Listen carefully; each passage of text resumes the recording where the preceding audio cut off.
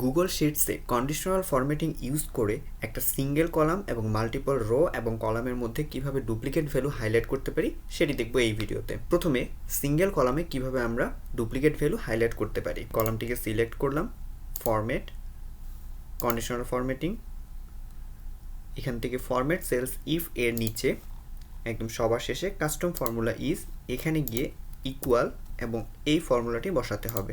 ফর্মুলাটি বসালাম এবং চাচ্ছি যখন ডুপ্লিকেট ভ্যালু পাবে সেই ভ্যালু কালারগুলো রেড কালার করে দিবে। ডান ক্লিক করব, কেটে দিচ্ছি। এখন দেখতে পাচ্ছি এখানে যতগুলো ডুপ্লিকেট ভ্যালু পেয়েছে সবগুলোকে রেড কালার করে দিয়েছে।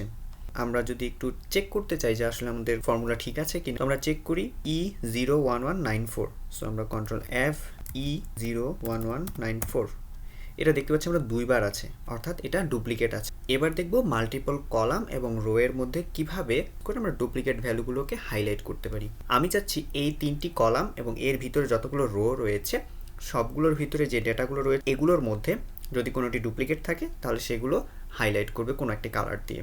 তো আমি প্রথমে এই তিনটি কলাম সিলেক্ট করলাম, format, conditional formatting, custom formula is, এখানে ফর্মুলা বসিয়ে দেব এবং এখান থেকে কালার চেঞ্জ করে দেব রেড।